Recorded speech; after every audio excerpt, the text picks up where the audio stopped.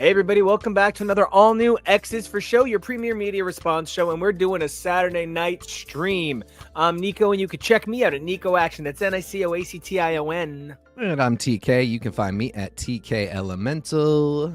That makes me your producer, KEVO. You can find me at KEVO Really. Make sure to like, subscribe, and comment so that we know what you want us to cover in the future, because this is going to be pretty freeform. We've got a few things we want to talk about, but we're open to hear what you'd like us to shoot the breeze over. So let us know at X's for Show. Yeah, we're here to have a good time. Just kind of get out some ideas, talk a little bit, because one of the things that's going on is we're at this unbelievable point of media saturation that I think is a little bit born of like the magic of retro things have this life that they never used to have. One of the things that's unbelievable to me is KEVO and I have somehow managed to absorb all 21 seasons of Grey's Anatomy, plus Station 19 and Private Practice, all in 4 or 5 months. We powered through every minute of the Grey's verse. We got to go back and get the web series because web series do matter. Skipping a web series is like skipping the support EP on an album. Fuck you, right? So we ate all of it, and mama did we eat good, because the handsome gentleman smushed between us had been watching since evidently the first time Meredith had to lisp her way through a situation. We are gonna hit 20 years this next year. In March. And I was there premiere night, and despite the lack of sobriety that went on that night, I still remember the whole thing very well. Oh, happy anniversary to last night's rewatch. What's really funny is that night, we played the night of the premiere of the show, we played the Grey's Anatomy drinking game that we made up. And last night, while we watched the show together online, I just played a little Grey's Anatomy drinking game called Every Time Sophia Bush is Amazing on This Show, drink as much as you can out of the drink that you have, then run and make yourself another one before Sophia Bush comes back on. And I was hammered last night.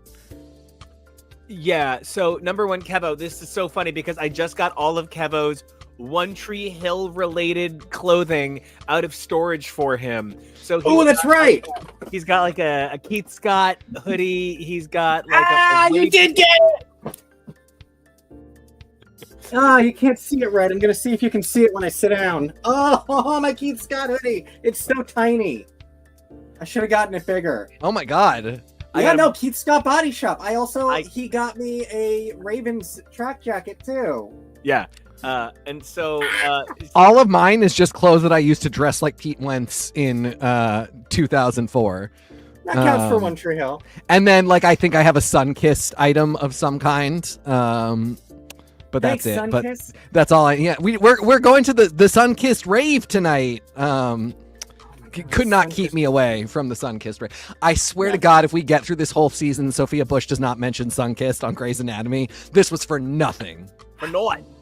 One of the things that I've been really kind of reflecting on as we're watching this much Grey's Anatomy, because again, KEVO and I did the whole thing in 4 months, right?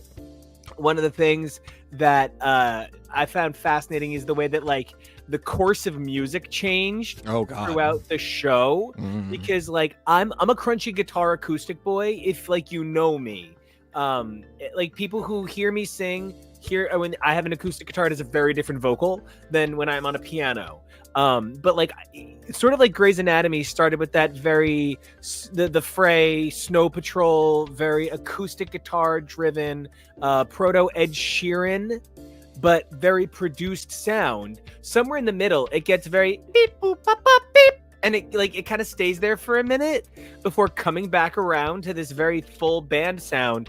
And one of the things that's the most interesting about that is sometimes I think they're ironically using covers in that they don't realize that song was featured in season 4 or 5.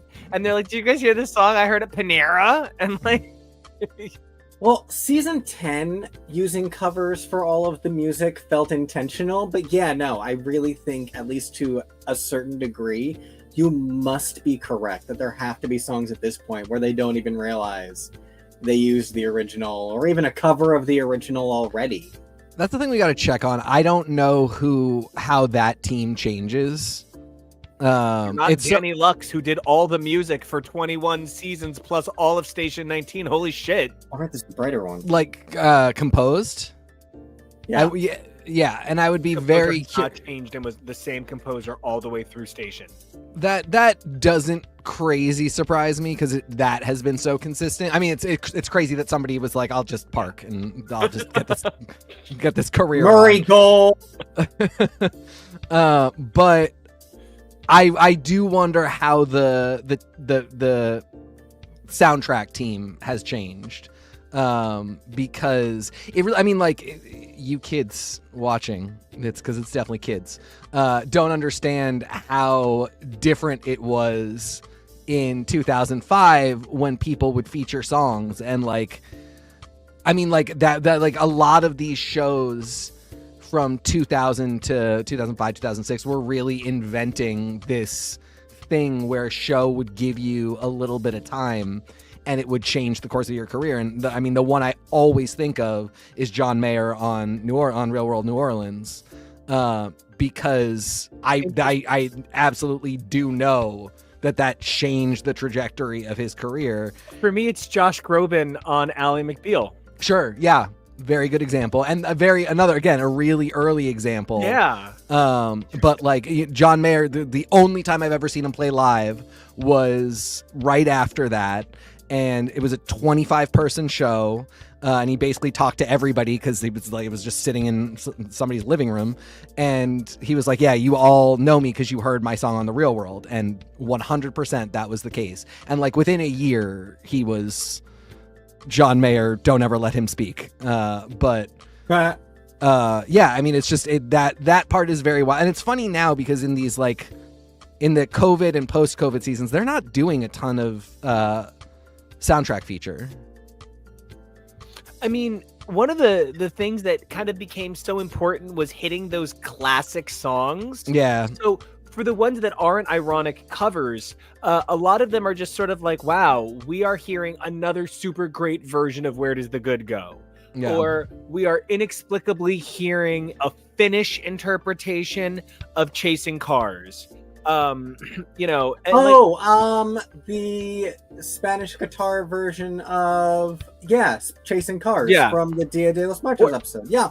But then hold on, then they're getting super meta with it in like a you must understand that you walk around with the sim diamond over your own fucking head sort of situation, because we're listening to an episode and I'm kind of like starting to bop and I'm starting to sing along and I was made for you. Oh my god, it is a cover of the song that Callie sings that is really a song by Brandi Carlile. Thank you. Yeah, I think it was in this one. I think it was 400. But the cover was in the episode. And oh my god, why am I blanking? Sora Ramirez. I'm blanking on their name. The Coma. It's just so fucking funny because Callie's my favorite character on the whole show. And number two is most certainly Dr. DeLuca, who is a bit of a shared character between Grey's and Station. Hey, the character is still present. You just missed her. They did say her name.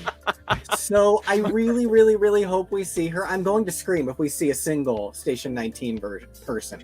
And I've already warned you guys. I know, and we will. I know we will. I'm sure they were, as soon as they canceled it, they were like, everybody go try and get a new job. Yeah. And so I'm sure that's why a lot of them aren't there. I just think it is so funny that they clearly started the Joe is pregnant storyline before they knew Station 19 was getting canceled. And then now they're left with this situation where it is literally, Link shows up in the hospital room and Joe has to be like, you literally just missed Dr. I swear she was right here. And everybody keeps being like, I'm going to go talk to her, but you should stay here with the cameras. And but she's there. She's definitely in that room I'm going to. Okay. Did you get all the way?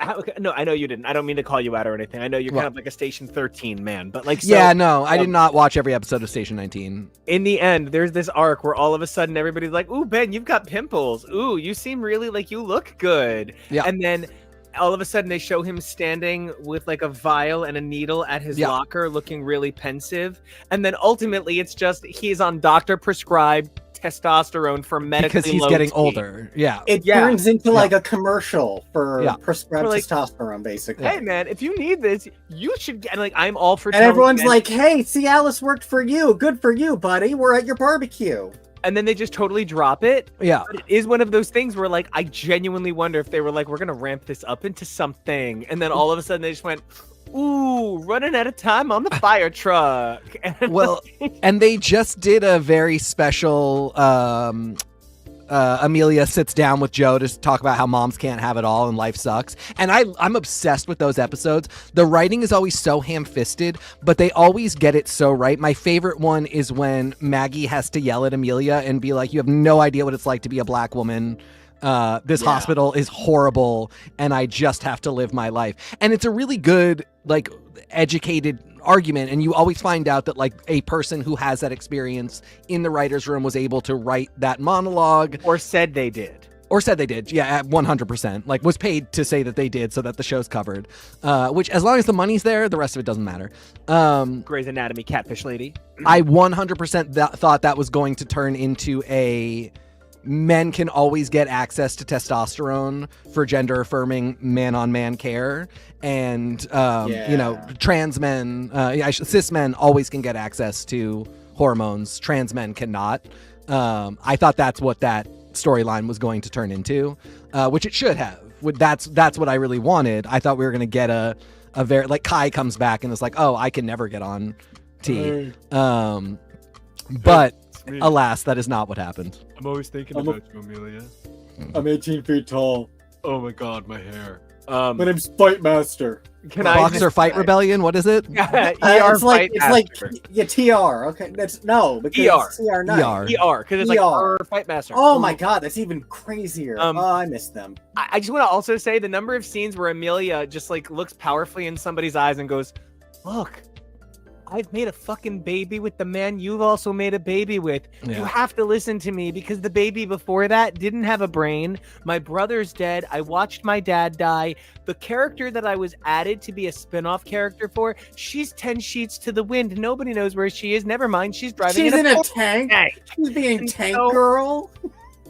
I am telling you, Amelia Shepherd is Cher. Because everybody came for Sunny and then stuck around for Cher and made it all the way through for Cher. Because I mean, like, in the community, like, he was the songwriter. Like, you know, they came. Like, Cher was always the draw. Amelia still being here, like 15 years into this career, unbelievable. Caterina Scarsone, like, you watched her grow into being like a real good actress on TV.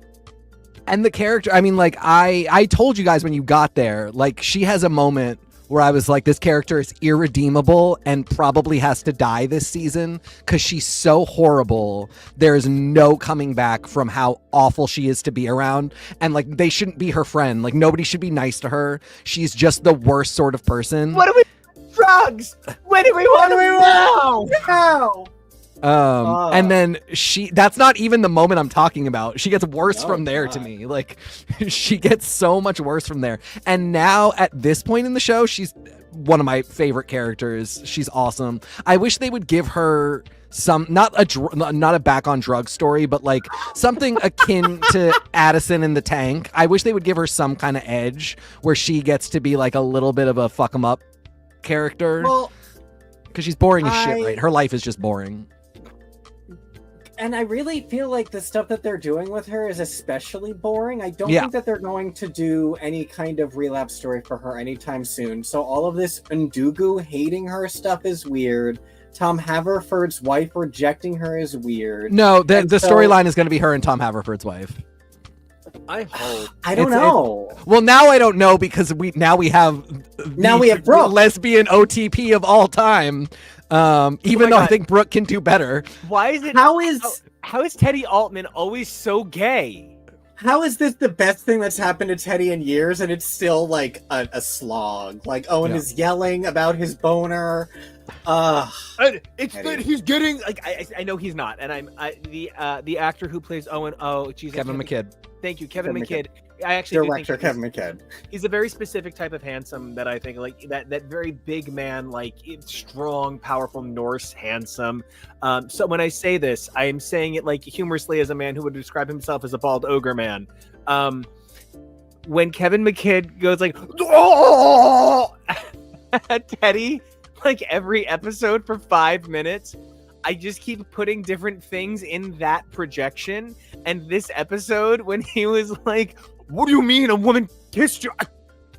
I'm so mad at my boner. And like, all I could think was, well, now it's time for him to go make out with her husband. Who is super hot. I don't know who that actor is, but I'm in love with him. And now everything's fine. Never gonna happen. I don't know. Sometimes, what was Baba O'Reilly? What was his friend from the war? Babadook? The one who left his The Australian? sister.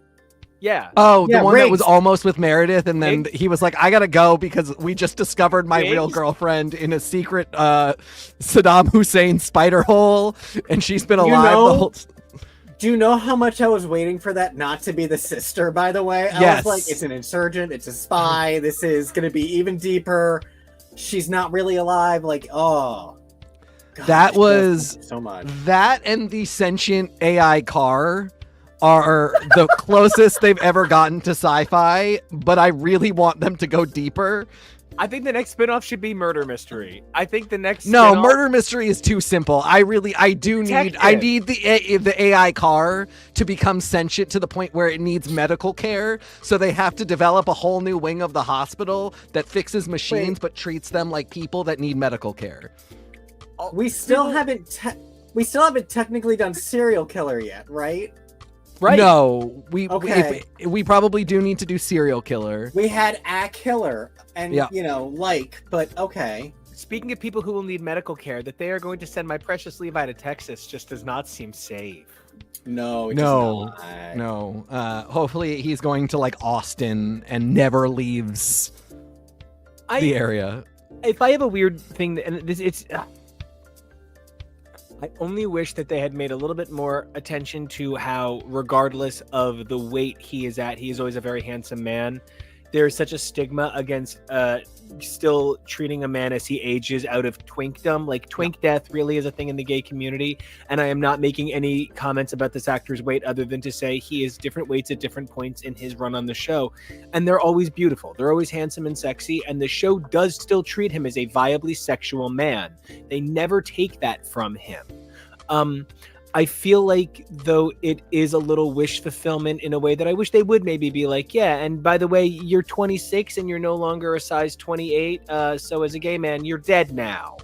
And they get close. I commend their work. I only just wish they could maybe put a word on it, because it's just something you don't see talked about when you have this opportunity. Yeah, I mean, I completely agree. I mean, like, put very simply, he put on a bunch of weight and became a different body type. He's still really, really cute. In a very different way. Like, if you like twinks with a beard, you're going to love him when he shows up on the show. And if that's not your type, you probably would not be as attracted to him now, which people have types, that's fine. But it's not like he turns into this ogre person. Like, he's still really handsome. He just has a belly now. But they never acknowledge it. Like, and that is odd. Because and it's not. Go ahead. It's not that there's anything wrong with it. It's that it is a dramatic change, and I don't think that anyone else has undergone such a dramatic body transformation without there being, acknowledgement. Because you can even write it like, and I suspect this is the case, that he was like kind of, the actor I think was maybe an unhealthy weight before. Like, he was very Hollywood, very, very skinny, and to have very young, yeah. And to have the character say, like, yeah, like, I was a young gay man. I knew I was going to be a doctor. Like, I wanted to take every opportunity I had to be as cute as possible because I knew I wasn't going to get a lot of time, but it's unsustainable. Oh, my God. There you go. And now I'm at a weight that's much more comfortable, but it's a weird change because it's something that happens to all of us. And And that's the only thing. Like, your reaction, I don't think is unfair. You're not reacting like there's something wrong, but he does look, yes, dramatically different. He is almost childlike in his first appearances in comparison to now. And yeah, he is a much fuller grown man. And that's, people. Yeah, I do. I wish they'd taken the time with that particular, because it's such a gray story to do. Just like people's changing body. I mean, like, they've done it with so many of the female characters who deserve it a lot more because we dissect their bodies a lot more. They're treated so horribly when we do. But they've had those conversations before, so it's not unheard of. It's really wild that he is responsible for most of the gay male storylines, relationships. The show was very queer friendly before. That one time where Meredith was gooning over those two military guys making out was wild, way back in like season 5. Yeah, that was like 2. Yeah, exactly. He carried the banner so far, you could say he's kind of King Flaggett. Yeah, sure. Do that one. Say that. Definitely. But brand that one. And we've had so many queer women, non-binary people, and all of the ladies. Like, there is a societal penchant to allow ladies to be like, yeah, but titties, a little bit more than guys get to be like, but did you see the sack on that dude? And so like a number of the women are a little bit more like, I touched a boob, but like, I don't know that Link is going to come home and be like, hey, can I tell you the craziest thing just happened? I just fucked Quan. Like, I just don't think that's going to happen. Yeah, it's probably not. I mean, the ship really sailed when Derek and Mark never explored each other's bodies as they were clearly supposed to. Because the only way you can get over what they've been through together. And that's why when you made your point of when I was like, what's going to happen with Millen and Yasuda after Yasuda leaves, and you were like, she's just going to get with Blue. I feel like you're probably right, and that's very annoying. It's Yep. Grace, I love you. You left off on a crazy cliffhanger this week. Can't wait to talk all about it. Can't wait to talk about the mid-season finale when that happens. If I had a request, don't sneak her in like she's a classic doctor. Thank you. Get her the fuck out of there. You're not a regular on this show. But you should be. Tom Haverford's girlfriend. Then where's Helm? I agree. Where's Helm? It's going to be one of those things where they're going to terror her and they're going to make her a regular the episode where she dies. Mm-hmm. And I don't want that. I like her. She really grew on me. Where's the rest of Ben? It's too big for this show. I don't know what they're going to do with him now. I just want to say, like, the hardest thing in the world for me was, like, when I noticed that my favorite character to regularly still be on, Meredith, was no longer on. When you really notice she's not there, People are sometimes like, I don't really notice the narration leave Desperate Housewives. And I'm like, I don't know how. Because it goes from, like, between every single scene to the bookends. And which is funny because that is how they have kept a presence of Meredith Grey on the show. She's always been the Mary Alice, but she's been present the whole time that she's narrating the show. And it's very Alice. Yeah. Oh my God. You and the puns today. I don't know. We got a lot more show left. I'm worried what's going to happen. But having her step back from actually appearing on the show, but still be doing the narration, it's wild. And it's also, I think about it a lot now that RuPaul is just showing up to tell the queens what their challenge is for this week on Down Under. And sometimes not even. Sometimes they react to this screen. And they don't. I should say she's showing up to tell us that she told the queens what's going on. I don't think she actually did it to them. No matter what, yes, we need more lesbians. Yeah, always. I mean, like, and that's one of the reasons I love this show is because it got so woman on woman so early. I just sort of thought when it was really, when we finally got Arizona, and because Han and Callie never felt right, but when we got Arizona, I was like, okay, this is the show for queer people, and that was so early, and I was like, so now we're gonna see some men. We're gonna get some hot gay men, And we did not for another like decade plus. And now all we're gonna have is Jack Chaplin, who's like, I feel like Jack fine. Chaplin is going to be like, there's churches everywhere. I'm going to leave. oh, I will be incredibly disappointed in this universe as a whole, especially with how literally balls to the wall the last season of Station 19 got at times. And literally the same calendar year. That was the craziest part of getting toward the end of catching up. We were watching the last season of Station 19 being like, oh, this was March. This was March through May. This was this year. Yeah. And him like getting incredibly, Travis, the queer visibility on that show, getting incredibly physical with several men. So you really, really weren't at all certainly to current on Station 19, right? I watched it at the end just to see how it Hit it from the back. Yeah. I was curious how because I was going to ask you how Ben has felt and feels this season being less informed on everything that he went through on Station 19. My thing is, again, like they clearly were not the most prepared they'd ever been for the show to be canceled. And again, all the actors have to work. So they obviously, sent them out into the world. I imagine, as happened with people like, Jerrica Henton, that Shondaland might have even had opportunities for a bunch of them to go other places. But in a perfect world, I think there would have been a bit more like, and now this person's storyline, especially Ben, because it's basically like Ben right now feels like he is in a holding pattern based on the idea that he had stories for another season of Station 19, and they did not have room as a result to give him stories in Grays. They gave him the most obvious one, which is, can he fit back in? Which is insulting because the idea that Miranda would look over his shoulder more than like a silly little line where she's like, I'm going to always be looking out for you, and then be like, I'm actually insanely professional, and all like, her only things are insane professionalism, or she has a mental disorder that is prohibiting her from acting professionally. As I scratch my fingers. Yeah, exactly. She doesn't really do like, I'm gonna tell my friends to sneakily look at you. Like, that's very old. I don't know. Anyway, I just want to hear the word clipboard. Yes. Okay. I want to make a connection here.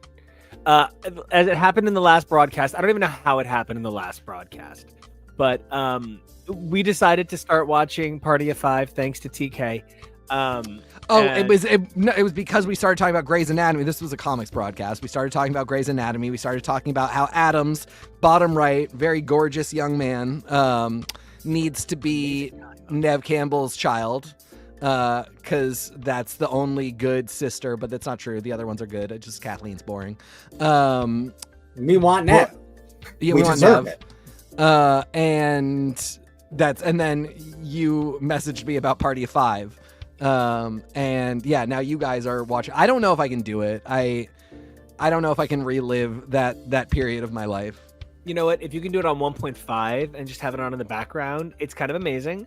And part of why I'm bringing up Party of Five is because the first thing I have to say is that, like, so many of the stories on Party of Five are still unbelievably kind of like oddly modern, even when they're from the wrong side of the modernism.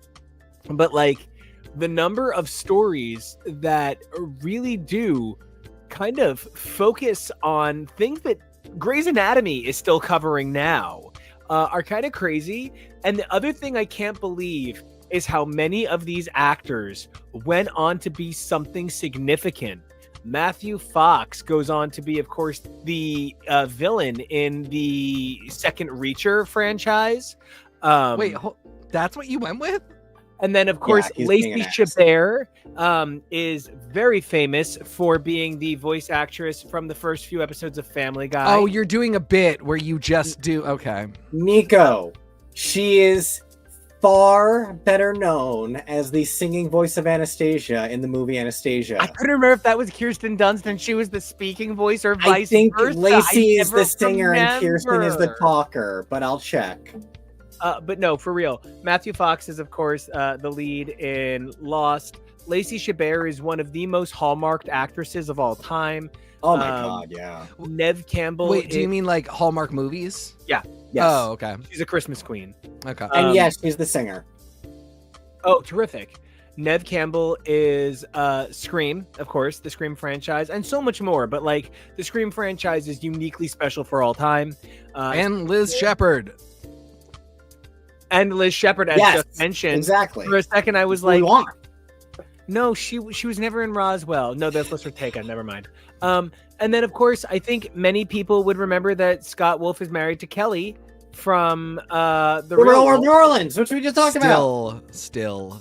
But like, I think it's really crazy how this show. And fucking listen to me. This show was never popular. People was- talked about it, but Was it it was not? a ratings Visible, flop. I think is the word. It was very visible. Very visible, but a last place in the ratings kind of situation pretty consistently.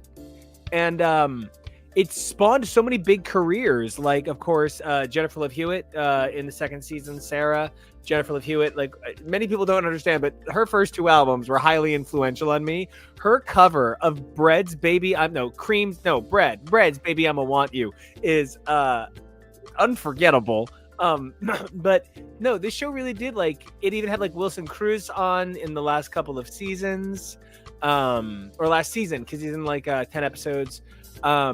This was a show that nobody fucking watched, everybody talked about, and now Lacey Chabert's father is the inventor of toaster strudel. It's funny to me because I just would never have realized that, and I've never followed up to find out. I just assumed it was huge because it was so huge in my house and amongst my family. Weirdly, my oldest sister's biggest connection to it is that she was obsessed with the Bodines. But all like, I know. That's amazing. Yeah. It was also like, we really liked it because my oldest sister is probably about the age difference that Matthew Fox. Charlie? You mean Charlie? Thank you. That Charlie is to Claudia. Like my oldest sister was old enough that like she had a almost parental role over me for a lot of because whatever. But so like it's I really related to this show in a lot of ways. My sister was nothing like Julia. And I was not old enough to be like Bailey, but I was not young enough to be like that stupid baby, Chuck the baby. Good All right, lord. is that a verb or a name? Are you saying the baby's name's Chuck, or we should chuck it? Yes. The actual, as an adult looking back, that's a 1994 body. I know. The size, the depth, like that is like a Marvel body. I know. On Fox in 1994. The fact that he is a decade older than he's playing really makes me feel better. Absolutely made me gay. Flabbergasted to learn that he was 26 playing 16 because he's got the baby face and he's 5'7". Yeah. So at first Nico was like he's 17 and I was like, yeah, I believe that. But like seeing this in the second or third episode, we were like, no, there's no way he was 17 years old here. And no, he's only 2 or 3 years younger than Matthew Fox, whose body is also not this banging. No, he's very lean. Doesn't look bad, but no, not this banging. And that's even part of what like is so fascinating about looking back on this show. I remembered that one of the things is that it is very special blossomy, but at the same time, one of the other things that it has going for it that so few shows managed at this time was like an actual span of age. And that's one of the reasons that it was such a good thing to go into as soon as we finished our Grey's watch, because Grey's has such a span of ages. This has a span of ages like a 90210-ish. They're all the same age on 90210. That's the whole point of the show. No, but then there's the adults that have all the stories for many years, and then going on, they get the different expanse ages because David stays in high school while everybody else goes to college. So you have the 2 different campuses, and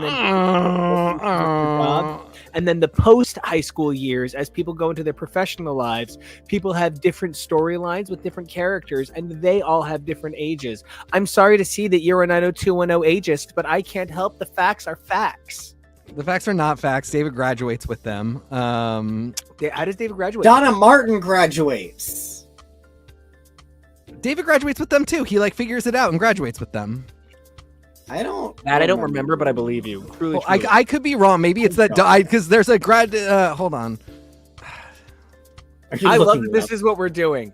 Keep doing it. I've offered to watch 90210, but I don't think I am as eager to watch 90210 as I would be to rewatch Melrose Place. Yeah. As a group, because that was nuts, and too many people don't really, I don't think, are culturally aware of how nuts it got. David does graduate early. He graduates with them. That's Yeah. He like it's. I remember as a whole thing because like they're completely lost without that character in the mix, and there's just no reason a junior should graduate early, and they have not prepared. He's not a smart kid, so he's not an AP courses kid. And what's funny is when shows do stuff like that, but are able to get away with it. Yeah. When they introduced Blaine on Glee, he very clearly was meant to be like a mentor figure to Kurt. Yep. But they really didn't ever say what grade he was in technically in season 2. So in season 3, when they bring him over to McKinley, they're able to be like, oh, and he's a year younger than Kurt, so we get an extra year with him. Because you can get away with it, I guess. And that's frankly better than the David thing. Yeah, I remember that was a mind blower to me when they announced that some of them were not the same grade on Glee. Like that. Yeah. It's Tina. Tina's another one that doesn't graduate with them, right? Tina, Artie. Yeah. That was wild to me, and I do think that was a mistake on that show. Well, okay, that's an interesting. I love that question for you. So, like, you think that the Glee kids should have been like one block of shitty humans who knew each other? I think that, especially because they establish the club in the first, like, it's not like a running concern. I think that I would have had it be like that this was a group of people that were all the same grade, that were the only people that could do this Glee club. And by the end, it becomes a thing so that younger kids want to join. And I would have left that as their legacy as they leave, that now kids want to join the Glee club and they will leave McKinley High behind, knowing that they have left this dream for other people. Then I would have gotten them all out of there and like put them in New York, or they all could have gone to New York. But what's that? I mean, they do. They do, but like it's in a very choppy way. I really like, for me, one of the reasons I stopped watching the show was because it was so awkward watching them continue to involve the high school and try and negotiate. And they did not do a bad job. Like it was actually kind of beautiful, the fact that they loved their school, and that Finn dies and they go back to kind of be presences there. But I mean, obviously they didn't plan for Finn to die. But I did not enjoy watching it. Like, yeah.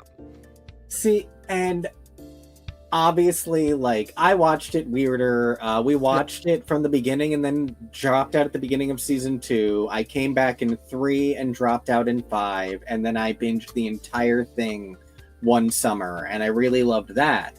And I think it's one of those things, like how a lot of people do feel about Grey's Anatomy, and it's not the same since Magic. It's not the same show, and it's not. I feel in so many ways like the show was about the new directions and the group more than it was about the members of the group. And so I watched it with the perspective of it comes back to the new directions. And I think it's kind of like a similar thing whereby now for Grey's Anatomy, it's about the hospital as opposed to having originally been about those 5 interns. And they were the show. So it was weird for a while when they started being replaced like Chip and Theseus style. Glee, obviously being so infinitely shorter, went on a very different journey. So, but, you know, it's always interesting because you start with a cast and you're focused on the cast, and that is what you feel is the show, you know? And I think part of it is that when you think about what makes up the identity of a show, you're so often thinking about and it's actually really what's funny about Grey's Anatomy dropping using Cozy and the Rocket. When a show like Party of Five gets older, if it's still using the Bodines Closer to Free, it's gonna feel old. Friends magically had the power of I'll Be There For You being synonymous with the identity of Friends, but like we were watching. Do they stop using Closer to Free? No. Yeah. No, but it would have started to sound kind of... and this is maybe just more a me thing, and this is kind of why I can't keep watching the show. Closer to Free and I'll Be There For You, to me, are like the two songs that are weirdly, because they're basically pop songs that got co-opted. Yeah. They feel like Thank You For Being a Friend is not a pop song that got co-opted. That is No, it's like a 50-year-old song at that point that's being used as a cover. Right. And Step by Step, Family Matters, by one guy. One dude, I know. And those are sitcom theme songs. Right. So those always feel timeless not timeless, but like they don't ever feel dated on the show because it feels like they have to be there, and weirdly coded into the fabric of the show. Yes. And weirdly, Closer to Free and I'll Be There For You, I completely feel like that is the case. I think they made a huge mistake not dropping I Don't Want to Wait on Dawson's Creek. I do think, even though I love what that song meant for the show, I do think they should have done Edwin McCain the second season. I think they should have kept switching it up. And I love... What Edwin McCain was it going to be? I'll Be. Oh, interesting. Yeah. I only know the Jan Arden, so that's really interesting. Yeah. And the one thing I do think was cool about Grey's was that they started chopping down Cozy and the Rocket. Yeah. And like they kept using it for a really long time, but in really different ways. And yeah, Dawson's Creek did have an amazing theme song Facebook user. I love that song. I mean, I loved I Don't Want to Wait before Dawson's Creek came out. And it's a very strong song. I just thought they had an opportunity to do something more because they were so musically associated. I love your idea of doing a different pop song every year. That's what they wanted to do. That was their idea. But they got so attached to what I Don't Want to Wait meant for the brand. That was my whole point about the two songs, the Closer to Free and I'll Be There For You. But the thing that caught my ear was as we were watching Party of Five, somebody used Everybody Hurts.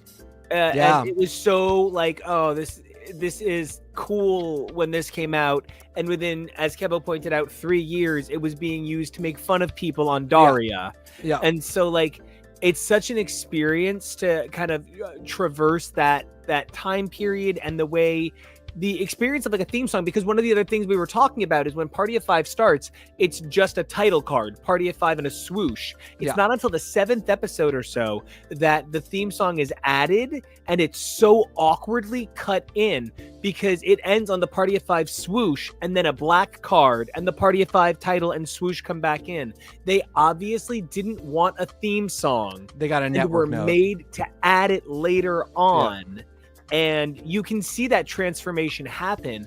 And it's sort of like jarring because I feel sometimes a show is led by committee or network design, and it's an okay thing because it's Grey's Anatomy, and Shonda is such a strong showrunner and personality, and the people she would pass it off to would continue to be such strong forces that the product and the project could continue on as itself. But I feel like something that does happen is Party of Five is told what to be and then kicked in the teeth because it's never first place. These look like serial killers in this picture. Well, you know, 2 of them have been connected to serial killers and projects. Interesting. Wait, who's the second one? Matthew Fox. In what? He's the bad guy in the movie that Tyler Perry is the Reacher, I think. Okay. Like they redid. Oh right, you said that before. I'm not familiar with that. It's either Reacher or the other one, the other Tom Clancy. Reacher is with John Krasinski, so I don't think it's that one. But it's like they rebooted maybe the Tommy Lee Jones one. They rebooted one of them with Tyler Perry. And they were like, oh, we're going to be really outside the box across the board. And we're going to recast it with Matthew Fox as the bad guy. And he was like, I'm deliciously insane. And like, it didn't work at all for critics or audiences. And Alex Cross? That's the one, maybe? Yeah, no, that is, he played Matthew, the butcher, Matthew Sullivan, the butcher of Sligo / I don't know any of this stuff. It's you know what? He was also Racer X in the Speed Racer movie. Yes. So like I was gonna say Lost because like they're just like they're killing people all over the place on Lost. Jacob. Party of Five and Lost, and everything else he has done has been really weird choices. Yeah. Once you've got that 2 long streaming series money, you just kind of can do anything. Speaking of weird choices in streaming, can we do a live watch of Hot Frosty? What is that? With Lacey Chabert. Oh, is that one of her Hallmark movies? I don't. You guys, you made me do Christmas this like 3 years ago. It was literally last year. Okay, well, we didn't talk about. I'm doing Christmas, but you have to curate it. I'm not doing it on my own time. No, I did send this to you guys. I promise. It's a Netflix movie starring Lacey Chabert and Ted from Schitt's Creek, and it's called literally Hot Frosty, and it is exactly what it sounds like. Wow. Okay. Lacey Chabert is a lovelorn young woman, and she is wishing on a snowman, and he comes to life. Okay, I would do this. This is the stupidest thing I've ever seen in my life. I would definitely do this. First Christmas Hot treat Frosty. of the season. I didn't realize his body was this banging. Oh yeah. Good Lord. Fuck off, Dustin Milligan. How dare you go on Celebrity Drag Race? It's, I don't want to date myself too much, but I'm going to go ahead anyway. Is everyone aware? Are they marshmallows, Nico? What's in your mouth? Those are Christmas tree cakes. Oh God, they look really Little good. Debbie. And they have a lot of variations as well. I like don't for want other parts of Christmas, or they have variations for other holidays. Like Christmas brownies. Okay. Oh, they're basically zebra cakes. My God. I know. Yeah. Does everyone know what he is from? 90210. Not, the new 90210. Yeah. And the show starts with him getting head in the car. Oh, Jesus. Is this what our parents felt like? Like all of these adults, all of these teen actors becoming adults? Because that's something I am really blown away by on Grey's Anatomy right now, is all of the like Sophia Bush is from One Tree Hill, Harry Shum is from Glee. It's Jerry Chris Carmack is from The OC. Millen is from Teen Wolf and Rain.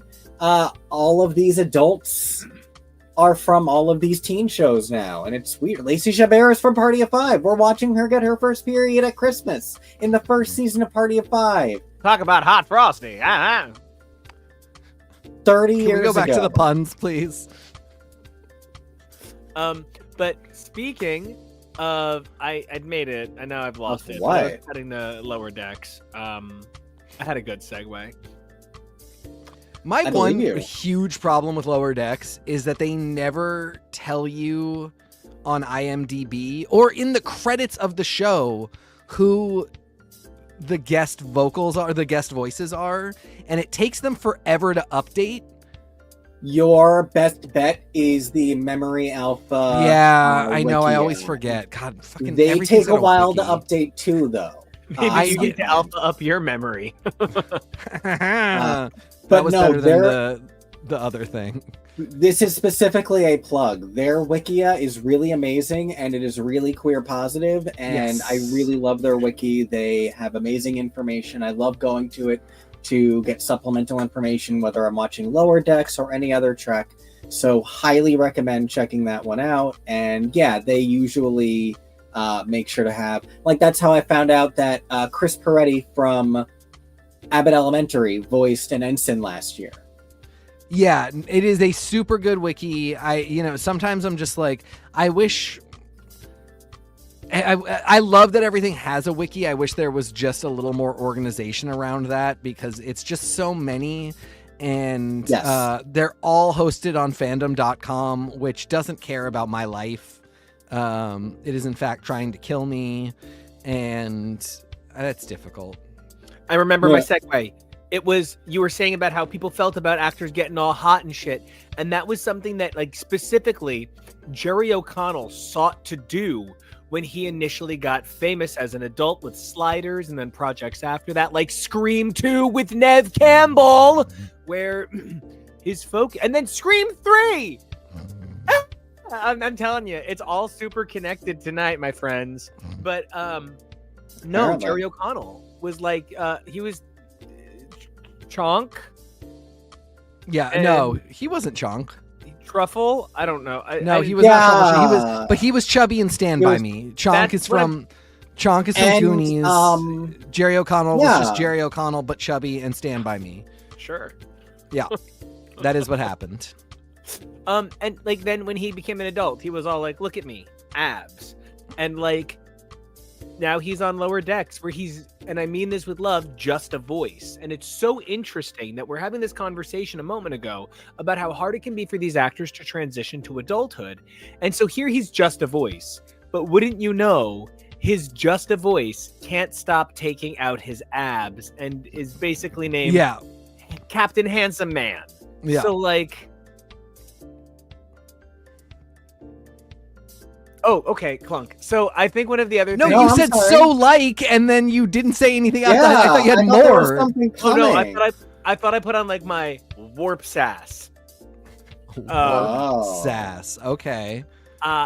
See, and there you go. You know what got me there, because I couldn't remember my segue earlier when Kevo put up the image of Scott Wolf. I was like, what other cool images can we put up like that? And this is basically the exact same image of Scott Wolf, just animated. So it totally tracks.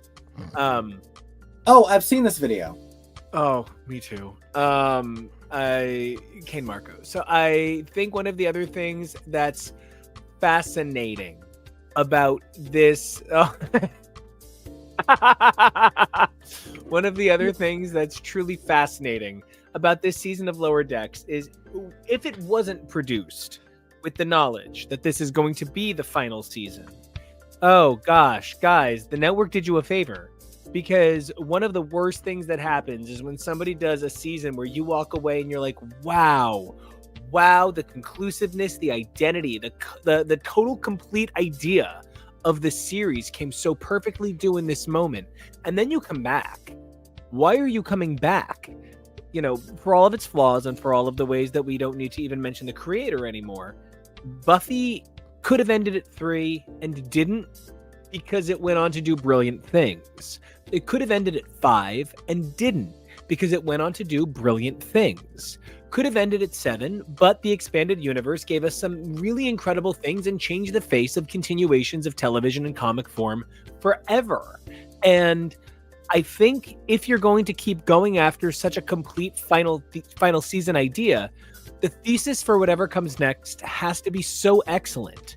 And as Kevo has always kind of pointed out, with something like Lower Decks, pigeonholing yourself to one story, one group of people, one moment in all of Lower Decks time, in all of Starfleet time, is they have to tell other stories. We don't want it to come at the sake of this, but why is this the only animated series?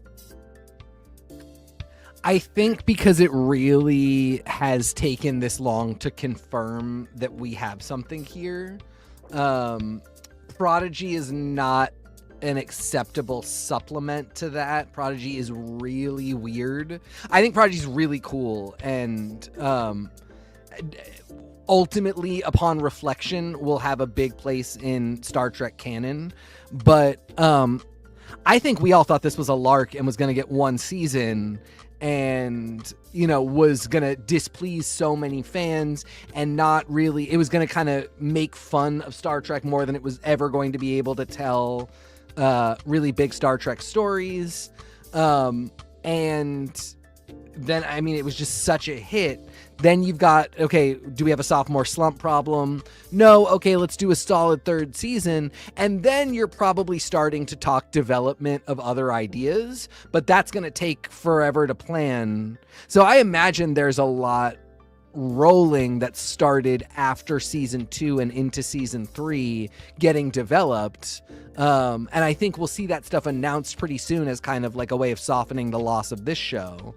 I really agree with what you're saying. It's weird because Star Trek's get hundreds of episodes, and you know, Star Trek's come from a different era, so we have, what do you got, Kevo?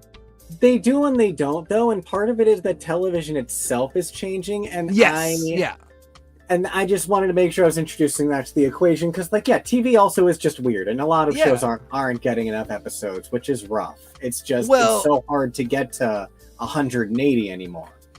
And you know, the syndication is sold differently for streaming shows, so that's a really different thing, or not sold at all. But you know, yeah, the modern Star Trek series have not gotten that. But even that, like, Discovery was the first experiment with that, and I think it showed the weakness of doing shorter seasons and entirely serial storytelling with absolutely basically no episodic adventures. I feel like Strange New Worlds has split the difference a little bit. We're still doing much shorter seasons, but we are doing more episodic content, although there's always there's always serialized elements to the episodic stories.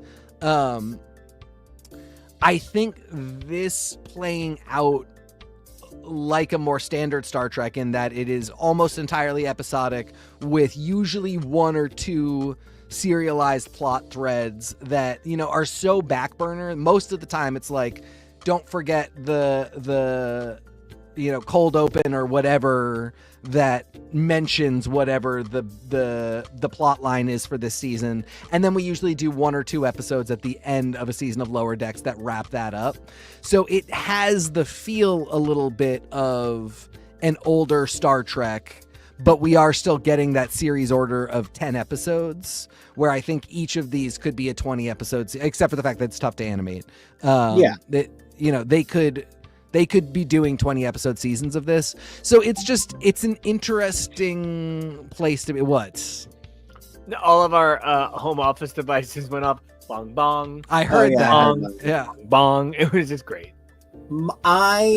I love and agree with everything you're saying, but I only want to express concern about this season's larger arc, because I really am worried that one of our people is one of these people.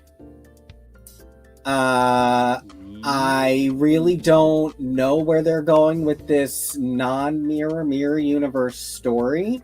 But this we got the introduction of the tiny universe, so I feel like we're doing a multiverse type thing. Okay, and they did multiverse stuff on Prodigy, so I'm interested to go forward and see interesting stuff about that. But like, I will be kind of disappointed if T'Lyn turns out to be the other T'Lyn from this whole season.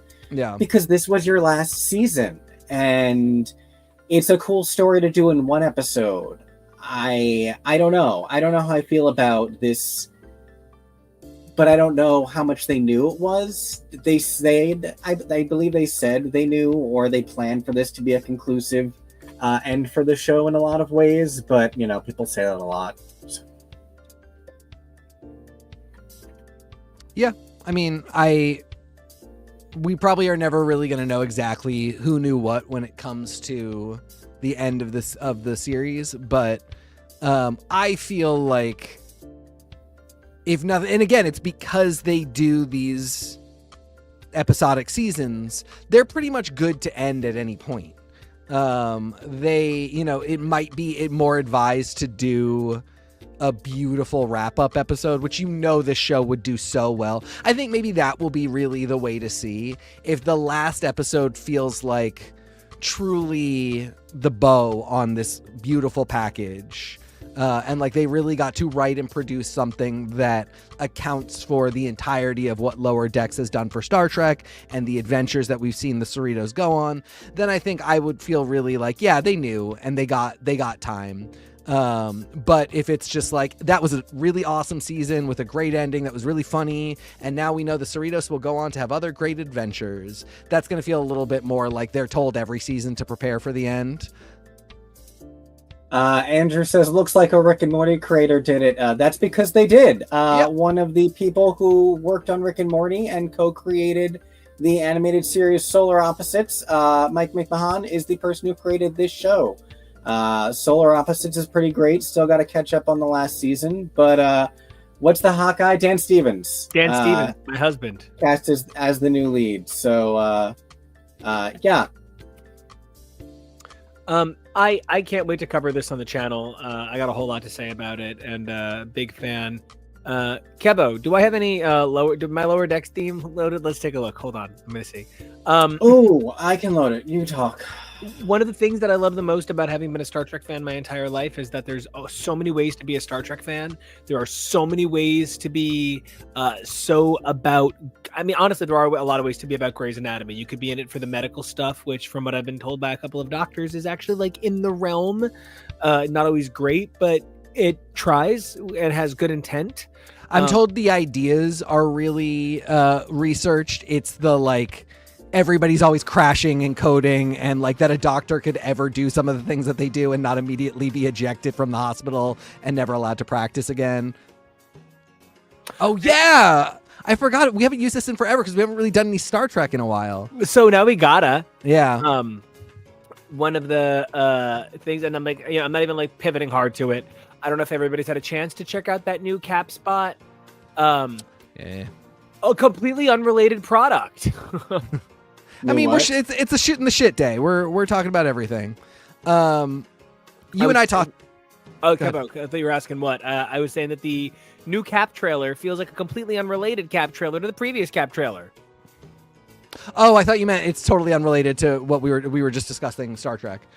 Well, both. Does anybody have more things on Star Trek before Cap? I still would love, with time and thought, to do that favorite Easter eggs from Lower Decks. Just, ones that you loved, because this is definitely going to go on my list as people who have watched Star Trek the Animated Series. I don't even know how many people even got what green Orions or blue Orions are, that they are genuinely something from Star Trek the Animated Series. And I think that's something that I will probably miss the most from this show and its spirit, that they do crazy stuff like that. So I just would love an opportunity to celebrate. Like the Argus Easter egg. Great friggin' Easter egg. Armis? I forget. The Skin of Evil. Yeah. I don't know. Big fan of what they're trying to do by pushing Star Trek to some new places. If for no other reason, it's because I want to be able to discuss everything with the model that Star Trek has designed. And that's something like very few things have. The Star Trek model, the Doctor Who model, they're of course unique iterations of each other, but that idea that you can do something for so many versions with so many leads that are doing the same thing so many different ways to so many different wonderful effects. So TK, I'm gonna put you on the spot right now just to let you know. When we talk about the mid-season episode, I want the mid-season cliffhanger. I want to do a what would this season's mid cliffhanger of Private Practice be? I want to do what would this season's midpoint cliffhanger for Station 19 be? And make up your own original characters. How would they interact with the disaster? Yeah. Have fun with it. Because like that's how I see fiction now. That's how I see the opportunity to engage with these ideas now, because Star Trek has given me so much for so long, because Marvel has given me so much for so long. Other than the fact that I am shamefully attracted to the Harrison Ford Red Hulk. Shameful. I literally don't feel stronger about the movie. I feel like they made a better trailer. I liked all of the very like Blumhouse neon horror, low stakes indie sensibility title cards they cut in to make you think that somebody made this movie instead of the AI committee bot squished it together for you. And like, it's fine that that's what happened, but I, as Kevo has said, what the fuck? What's left? Yeah, that's the thing. You watch this trailer, and there's the whole opening with Isaiah, and look, if that's the first 2 minutes of the movie, and this sequence with the cherry blossom trees that we have already seen so much footage from is the first 30 minutes of the movie, then I can still be really excited for this movie because there's still a ton I haven't seen. But I feel like I already know, no, it's not going to be the first 2 minutes. It's going to be the first 30 minutes. This sequence is not going to be at the end of the first act. It's going to be the climax of the third act. And I'm sure I'm still going to enjoy it enough, but I don't think it will be worth spending extra money that I already spend on Disney Plus, going out to a local theater that isn't very well maintained with people I don't know. I don't feel like it is going to be that level of worth my time and energy. And how are they going to sexualize this popcorn bucket? That's a great question. Well, do we know what the other Falcon looks like yet? I can't remember. Sexy, handsome. So handsome. So glad he's in it. I imagine it'll look a lot like the original Falcon costume, just like kind of updated in a good way. Statistically lower paid because he's coming from a TV show and not one of the films. So I do just want to be like, I want to remind everybody that like a lot of these actors in these projects right now, not everybody's making Chris Evans bank. Yeah. Anthony Mackie is not making Chris Evans bank. No. Truly. Let's be clear here. I was saying to Nico, it's very difficult to think of a time I've been less interested in a Marvel movie. This trailer did not help with that. It felt a lot like American government and military propaganda, which I hate even more. This choice to do what I'm sure is the climactic or pre-climactic fight scene amongst the cherry blossoms, just purely for the effect of film colorism, is so silly to me. Like and a like pervert. Truly. You want me to fight the Red Hulk amongst the cherry blossoms like some kind of pervert? Yes, it's exactly that. If the movie made a joke like that, I would see it. I would think it was great and it's taking itself so seriously. And if we're gonna do the cherry blossoms, then what better chance to introduce Sakura Spider into the MCU? Like, come on, or Cardcaptor Sakura. There you go. This is such a weird choice, and it was the way it was playing even in the trailer was I feel like they thought it'll be a feast for the eyes, and it's like an old country buffet feast for the eye. Like it's not going great. And I would have shut everything. I will admit Harrison Ford Rolk is slamming.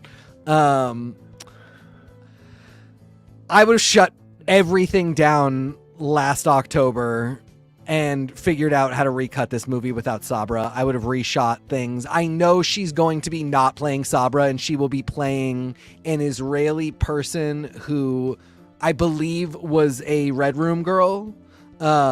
And which might even be more supportive of the universe. I was going to say, if they never mention anything, they will get away with it by the skin of their teeth.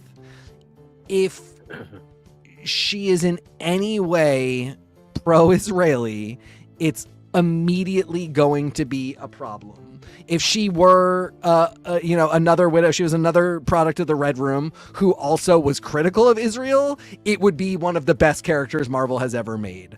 I suspect it's the skin of the teeth option, and I wish them the best in figuring that out, but I still think it is so gross and weird, and I would have cut her entirely out of the movie.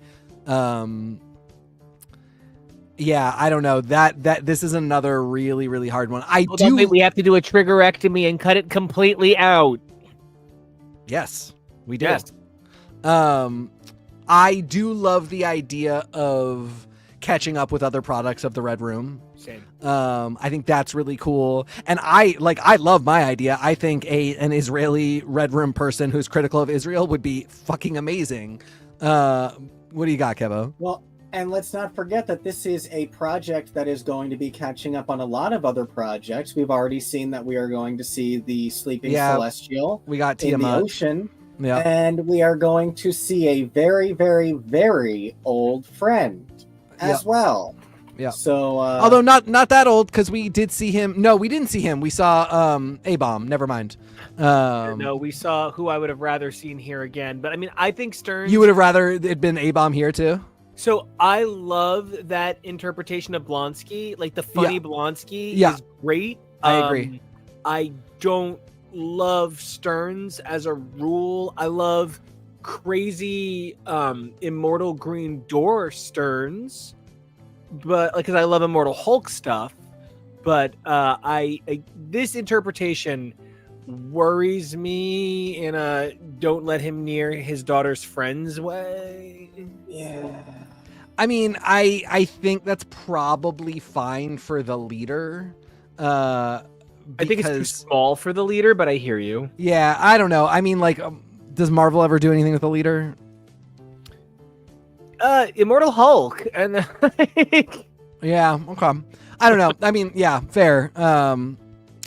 I think it's I'll just be interested to see if we get a look that gives us leader but reads on film, because I think just taking this image and converting it to live action would look so silly.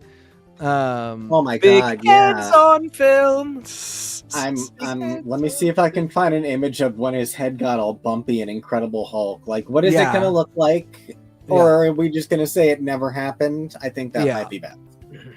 There's interesting questions to be raised there, but yeah, Tiamat, possibly the introduction of adamantium. The rumor that Thunderbolt and Thunderbolts will be connected, as they have often been in the comics. Yep. If we're doing Doom makes Battle World in Doomsday, and then we reset the universe when that saga is done, I suspect we're not getting adamantium here. I suspect adamantium will just be a part of the universe that comes after. But it will be interesting to see what we're doing with this. I hope that at some point they absolutely use that Doom would pretend to be Tony Stark and fuck with his friends. I truly do too, but I don't really hope they go there.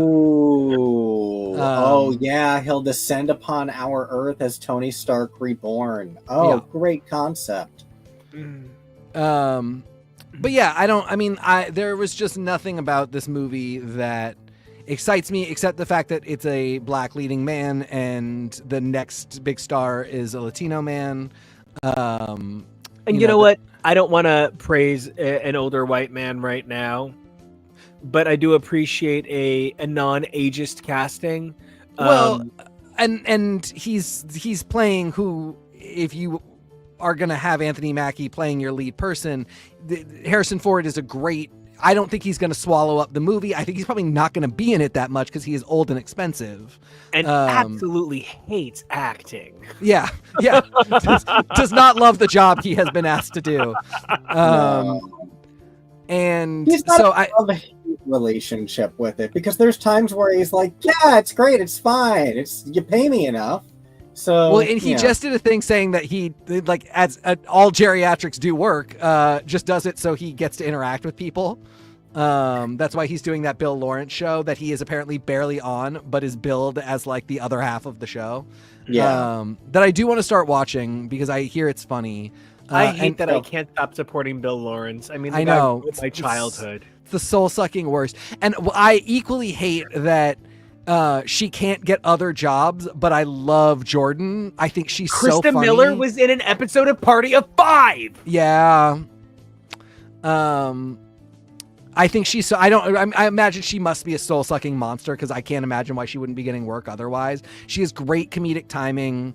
And plays a great soul-sucking monster. So, exactly. You know. So are we acting, or are we just living our lives? Worst comes to worst, she could always get a job being the new wheel on The Price is Right. She could just come and spin and go. Oh, her old buddy Drew. If she needs to. I don't know if they're still in touch. Which again, well, maybe he should just give it a spin. Did anybody else forget that Kate Walsh was on the Drew Carey show? Yes. Yep. Yeah, I completely forgot. Oh. Okay, speaking of Disney properties, I am really excited about this next thing I want to talk about, and I just sort of threw it on there. This is the dumbest thing in the world. Okay, listen. I believe it was Japan exclusive at the time. There was a mobile game, and it was just like a tap rhythm game. And like, seriously, it was just... I was wondering what this was. It is just tap the screen. It's a tap rhythm game, and it's just tap the screen. There was nothing to it. It's just tap the screen. But what you folks at home might not understand is my greatest joys in life are musical compositions that tend not to be vocalized. There's like a list of people. I love music. I mean, I love to sing more than almost anything in the universe, but I'll sing anything. I'll sit here and just go, just like out of nowhere for no reason. Yes, I am a scat monster. Still think he has a good voice, Andrew? He does. It's just He does. He horrible does. do things with it. Horrible things. Yeah, exactly. You're just but a so- monster.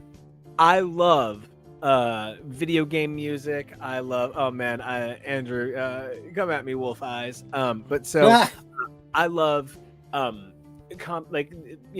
arrangements and orchestral compositions, and so one of my favorite things is playing rhythm games. And specifically Disney Parks music is one of the greatest sources of musical joy for me. You know, speaking of Grey's Anatomy, TK, thank you so much for having us rewind because I missed what they had said. But this past episode of Grey's Anatomy, like famously, my absolute favorite genre of music, and that sounds like such a stupid thing to say, but my absolute favorite genre of music, the thing that I probably listen to the most is Final Fantasy music. There are truly hundreds and hundreds and hundreds of hours of it, and it is incredible. It spans every genre, and it is always so beautifully orchestrated. There are amazing jazz compilations. Oh my gosh. Excellent point, Andrew. Simple and clean. You know, Kingdom Hearts being a chapter of the Final Fantasy world that is also Disney. So I love Disney Parks music. I worked in the parks. I was on parades. And so I have a special place in my heart for both Spectral Magic and the Main Street Electric, both parades I did. I did all the daytime parades and the show stop parades during the day. And so they did this tap rhythm game that is Disney Parks music. Okay, I'm super in. And then they're putting it on Switch, and then they don't say it's coming out in America, but then the ESRB rates it. So obviously it is coming out in America. And I am really excited about this because like this is ultimate nonsense. Like you can actually go on YouTube and you can listen to every single second of all of the music here. But like we have reached a point where rhythm games are getting so specified. TK, I just like almost want to go back in time and like rub myself on the back and be like, it's going to be okay. Because I remember having this moment of like utter jealousy that I can't remember their names right now. I feel so silly. Crypt of the Necrodancer. Thank you. Crypt of the Necrodancer. And it's matching game for Zelda. Cadence of Hyrule. Cadence of Hyrule. Thank you. I wanted to say Crypt of Cadence, and I was like, I know that's not right. That sounds like somebody who used to be on Sean Cody. I feel specifically like I remember being so jealous because when Kingdom Hearts Melody of Memories came out, they were like, oh, look at the story. There's no story. It is not a storyline game.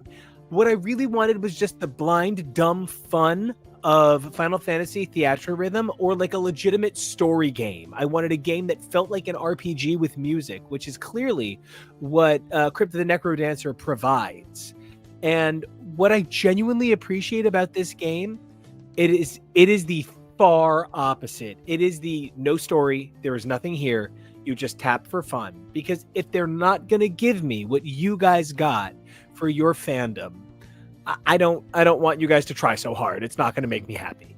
So I'm really happy for this deep dive into all of the best Disney Parks music ever in the simplest game form possible. So what is this for? Switch? Is it Switch exclusive? Yeah. Wow. Did it just come out?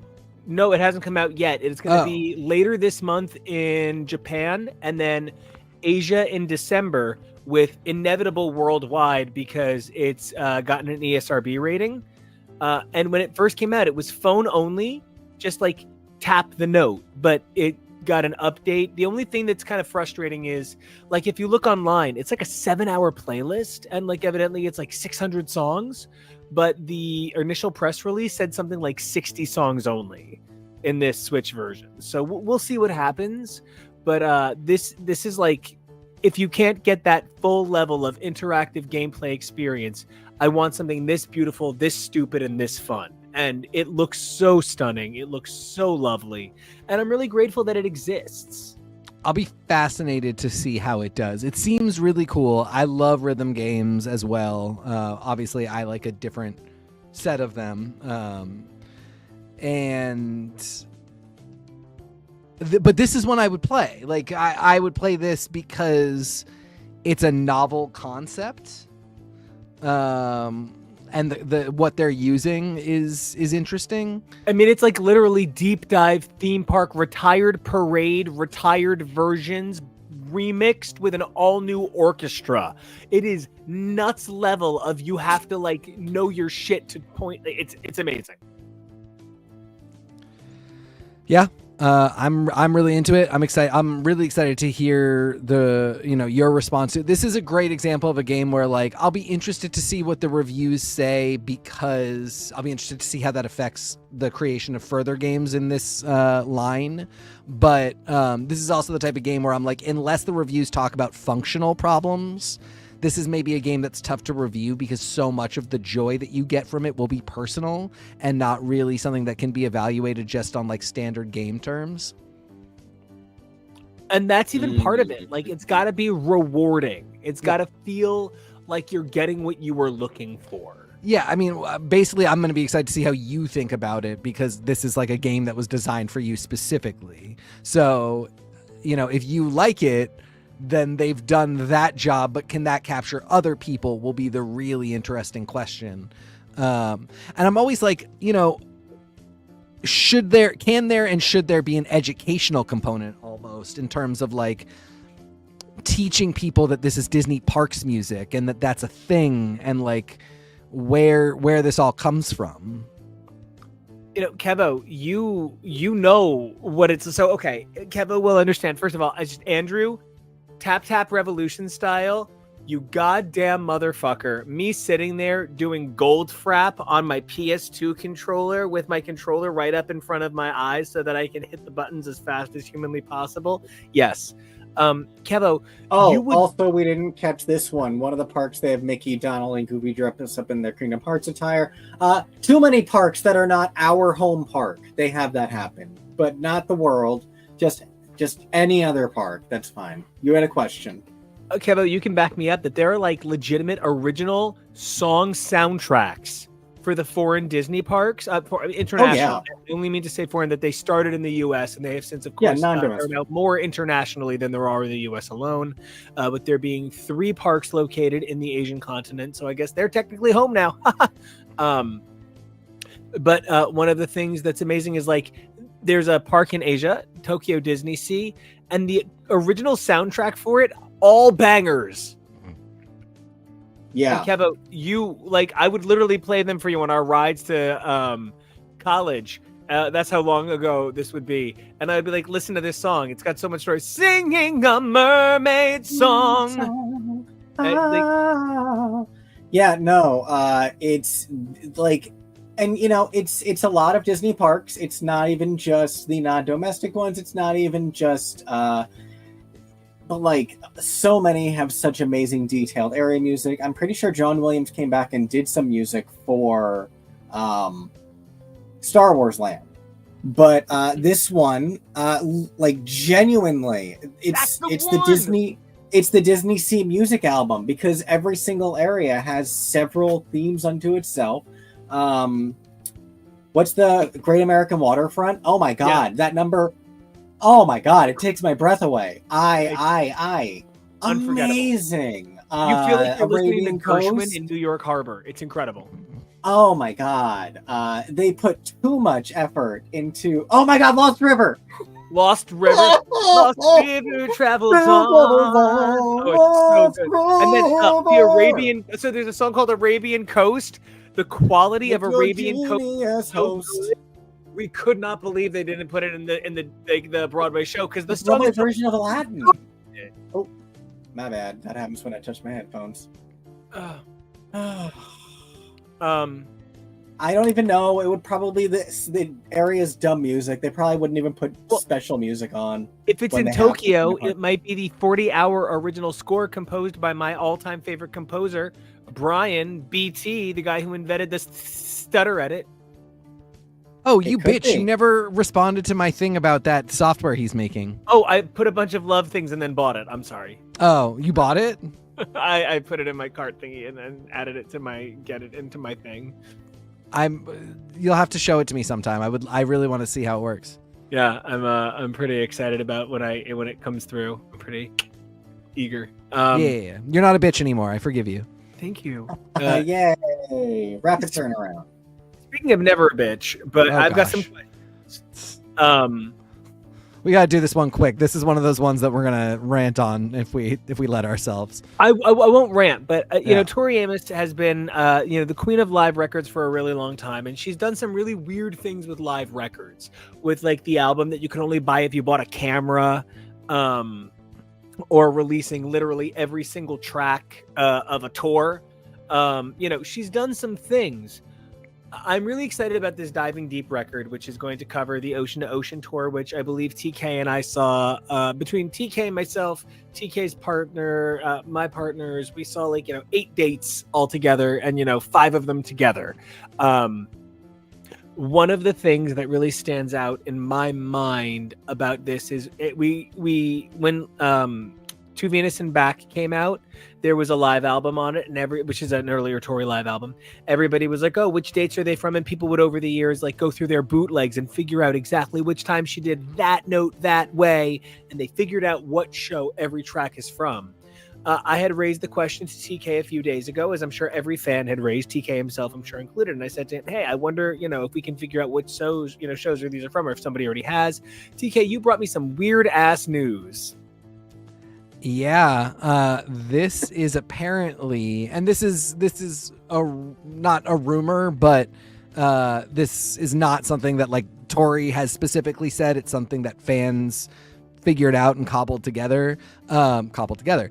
These tracks, these live tracks, are not from specific tour dates. They are cut together from multiple tour dates.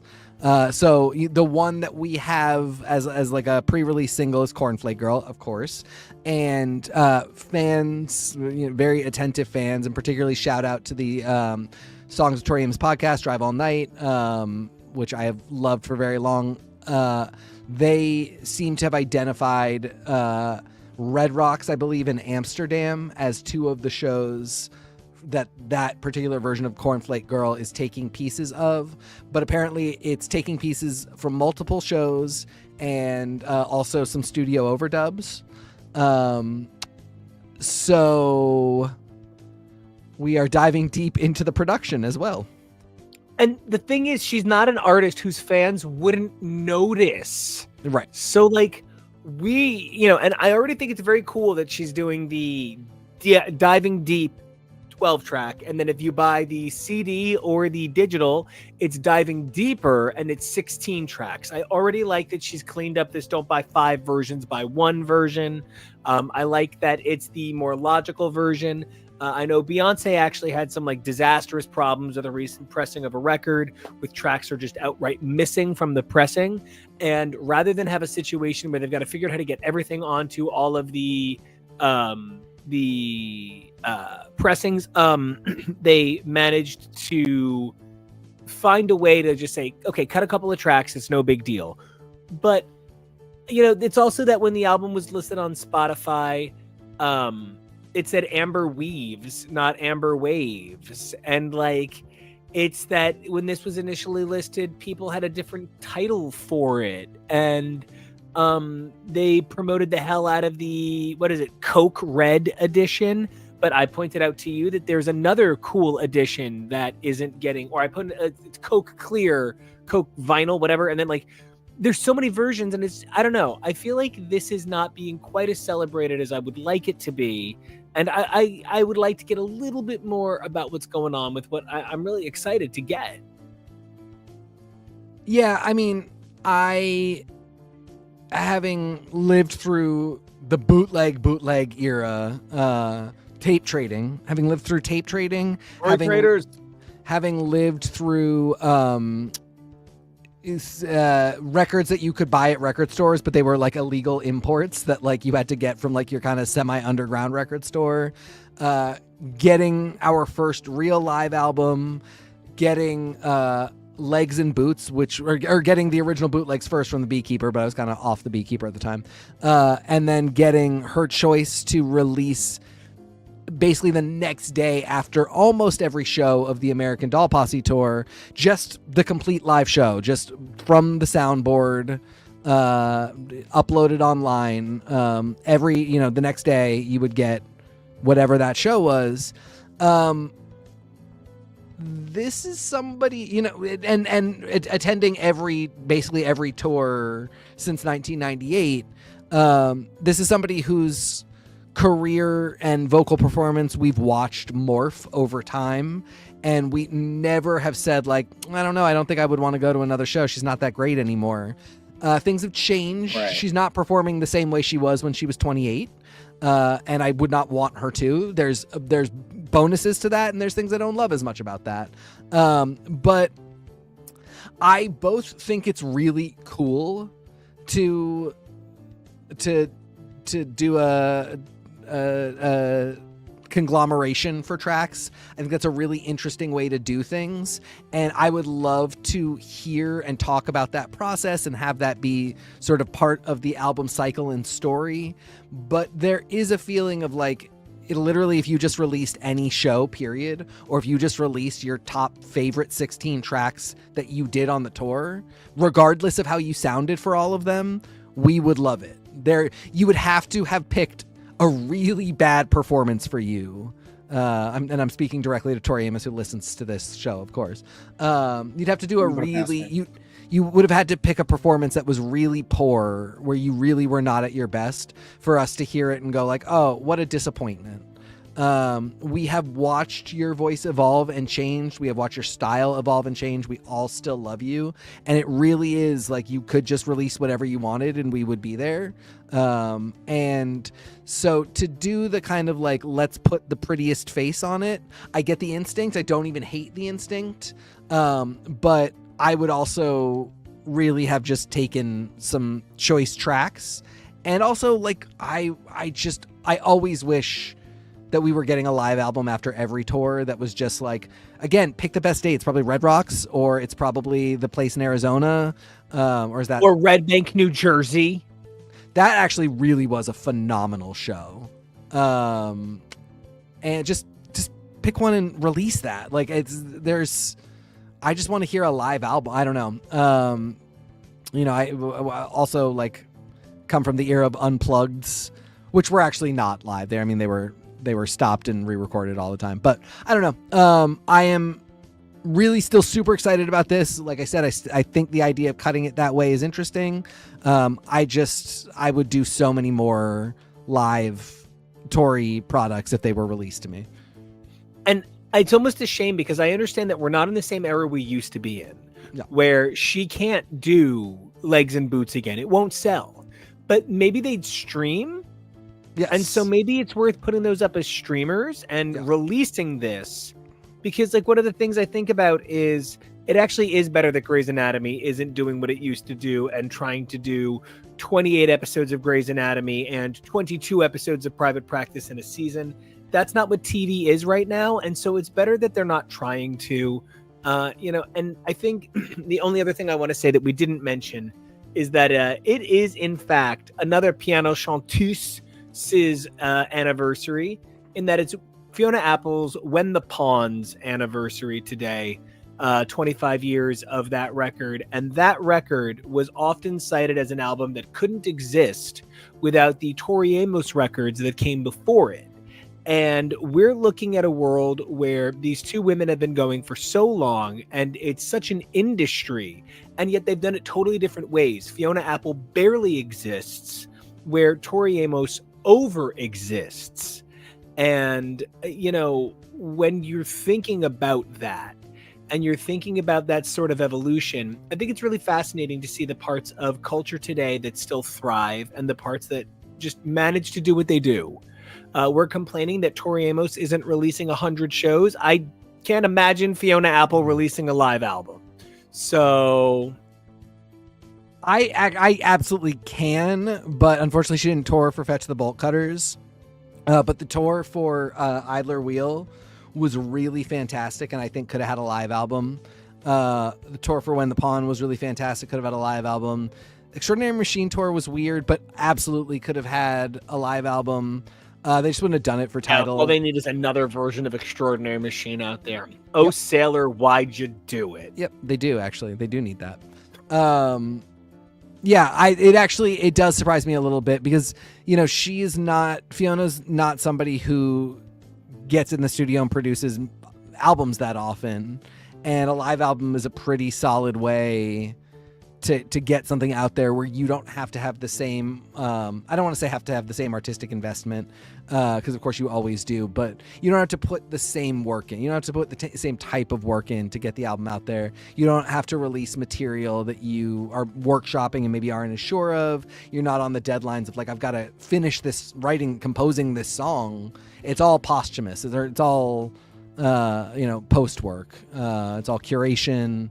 And so, yeah, I mean, I'd be interested to know what she has for live recordings and if she would ever do that. And man, am I just dying to know what she does after Fetch the Bolt Cutters. Bet there's some awesome Largo recordings just sitting there in limbo. 100%. Also, amazing reference. I did not know you knew Fiona Apple that well. Sure do, actually. Wow. Even still do. Even the albums I'm not crazy about, still do. Yeah. So, but one of the other things that's also kind of funny is, as you pointed out, the whole Party of Five thing came up because of a comic broadcast. And as Kevo shared on another one of our pages today, it's also an interesting birthday for another strong woman. It's Kitty Pryde's dragon, Lockheed's birthday. And so I do think it's just like silly, cute fun to remember that, like, when I said earlier that one of the things that draws me to Grey's Anatomy is the opportunity to become as invested a fan in Grey's Anatomy as I've ever been in things like Star Trek and Doctor Who, it's because it's the magic of getting to engage with and interact with a world that grows up with me. The idea that now Scott Summers is getting aged up to my age again. I got older than him, and now they're kind of trying to make him like late 30s for a minute to give him an edge because the characters need, and he'll jump back again. It's no big deal. But like, they're doing these things. It's always really exciting to get to see that sort of transformative opportunity, and that this character, this fictional iteration of a magical dragon that for all intents and purposes might as well be Snuffleupagus to Big Bird and be imaginary, until the fire becomes pretty helpful in defeating the Angari. We have this idea that even the whims of these characters are important.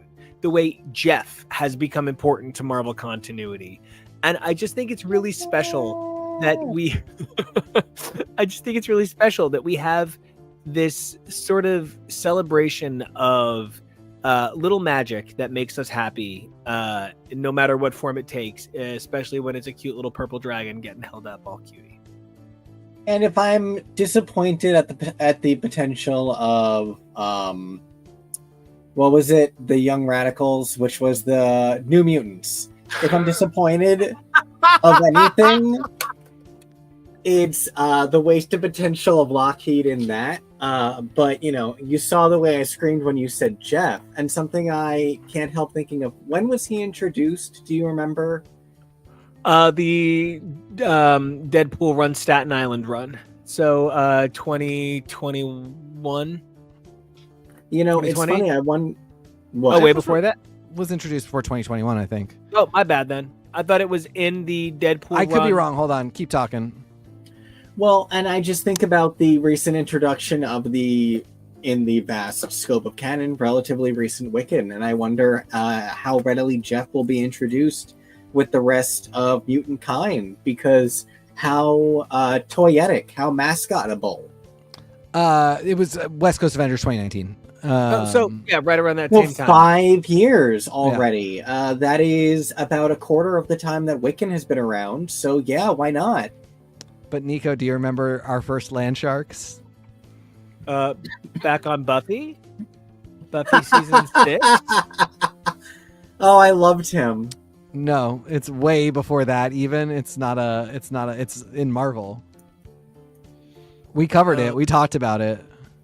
Oh geez, no. Where was our first land shark? I got one word for you. Wolverina. I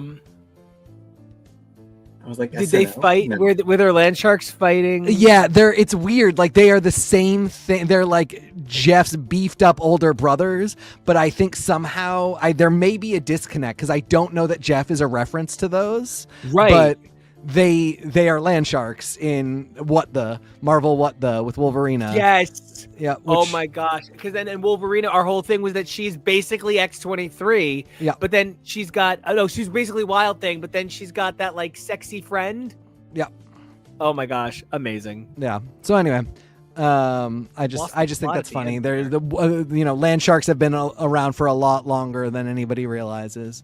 And yeah, it'll be interesting to see. Jeff is a level of silliness that I will be fascinated to see come into the MCU if they're going to do that. Like right here, he is a marketing sensation. He's a product creation sensation. You could make 1 million Jeffs and we'd buy all of them. Maybe. So yeah, I'll be fascinated. I could see him being a Spider-Man introduction for sure. Yeah, it'll be very interesting to see. But happy birthday to Lockheed, and if we're focused on Lockheed and Jeff, a Pet Avengers movie can't be far behind. I have a script. I'm ready to direct. So just give me a call. This I actually guy don't all the way do on that the with end can do the music. anymore. Yeah, Nico can do my score. Yeah. I only do this when We're a I'm on the team. Arsenio Hall show now. Well, I mean, I would also like to co-write, but I guess It's already written. You can. Yeah, no, it's all in house. It'll all You can have some edit power, but it's written. I have a vision. All right. Well, I don't want to step between that vision, so I'm gonna end this broadcast so you can get off and start writing. It's done. It's written. I wrote it. It's there. Get shooting, I guess. I don't know. Yeah. So. I don't even know where this broadcast went, but man, it was a really good time. The whole point of these broadcasts. You're not supposed to know. Well, you guys get to see us again tomorrow, which is the cool part. There were 2 really great episodes of Drag Race this week, actually. And it was a great musical. It was a great girl groups challenge. Had a great time with both of them. We're going to cover them tomorrow night. Can't wait to do that with the incredible Tori and Jonah. And then, of course, we've got some exciting comics coverage this week. We have to have a little bit more conversation about it because maybe we cover all of the Batman stuff that's ending. Out of 15 books that DC is publishing this Wednesday, 9 of them are Batman. So, that's just a little crazy. But, we'll see what we do. But until then, we got some more stuff we want to talk about. More Grey's Anatomy. We've got some amazing holiday coverage coming up and more of your favorite stuff all the time. Anybody else got anything to add before we sign off? No. All right, Kevo, where can everybody find you? And would you rather be a Salinger or work at Gray Sloan? That is a good question. I am probably going to say work at Gray Sloan because you have a lot more freedom to be what you want to be by being a doctor at Gray Sloan. But a Salinger, you're kind of stuck with a lot of weird neuroses. We're at a point where all of the Salingers are a little bit too horny for their own good, and it is very uncomfortable. Not everyone has to be horny all the time on Grey's Anatomy. Everyone takes their turn, but it's not, all the time. Other than that, yeah, I'm excited that we can fold Grey's into our regular coverage now. I'm excited for holiday stuff. I don't know if it'll come up on camera, but you can almost, you can see TK, I'm showing respect for the Thanksgiving season, and my watch face is Thanksgiving. There's even a turkey on it. So I'm so yeah. proud of you, Kevo, and honored, frankly. There's a genuinely good Thanksgiving episode in the first season of Party of Five. Christmas was terrible. So we'll see what else we can find and what else we can maybe dish out this holiday season. And in the meantime, you can find me on the socials at KEVO Really. That's KEVOREALLY. TK, I got a question for you. Would you rather be a track from a Tori Amos live album or a Fiona Apple live album? And where can everybody find you? Definitely still Tori. I love Fiona so much. I have attended every tour she has ever done. And I think in a lot of ways I relate to her a little bit more. But I mean, you know, to be a plugged 98 track. Yes, Andrew. You couldn't, game changing. And if you want to talk to me about that, you can find me on the socials at TK Elemental. As for me, I would love to be a track on Disney Parks Encore, but if I could pick any game to be a rhythm track on, I would probably want to be a rhythm track in Theatrhythm. Maybe Disney Parks Encore will change my life, but we'll see. Until then, if you guys want to check me out, it's Nico Action, NICOACTION. If you want to check out my music, it's Nico Action Music, NICOACTIONMUSIC. If you want to check out the channel, that's going to be at X's for Podcast, HTML, or X's for Show. Three things you guys can do for us: like, comment, and subscribe. You know how much we love attention. But then 3 things you guys can do for yourselves. Number 1, you guys got to stay safe. It is a fucking crazy world. Number 2, you guys have got to be brave, because as crazy as this motherfucking world is, you guys are amazing, and that's what we're here for. But number 3, evolve daily, because we're here for you, and who you were yesterday we fell in love with, and who you are today we are here to grow with, but who you are tomorrow we can't wait to see. So until then, like, comment, subscribe, and we'll see ya.